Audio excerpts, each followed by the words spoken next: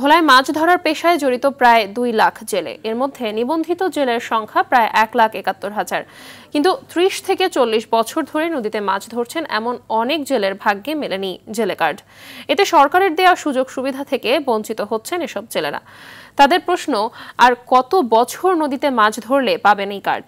ভোলা প্রতিনিধি অমিতাভ অপুর পাঠানো তথ্যচিত্রে বিস্তারিত জানাচ্ছেন সাকিব আল হাসান। ভোলার ইলিশা ইউনিয়নের 6 নম্বর ওয়ার্ডের হানিফ মাঝি প্রায় 40 বছর ধরে মেঘনায় ইলিশ শিকার করছেন।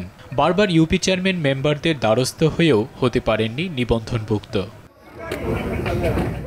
কেবল হানিফ মাঝি নন, ইলিশা ইউনিয়নের 1 নম্বর ওয়ার্ডের নূরনবী, মহসিন, কাউসার, 6 নম্বর ওয়ার্ডের আব্দুর রশিদ সহ অনেকের ভাগ্যেও জোটেনি এই কার্ড।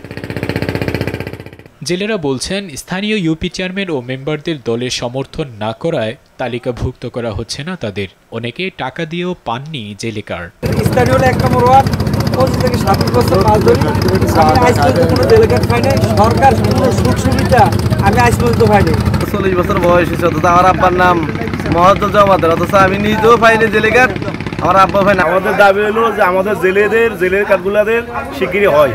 তবে দ্রুতই এসব জেলেদের তালিকাভুক্ত করা হবে বলে জানান মৎস্য কর্মকর্তা।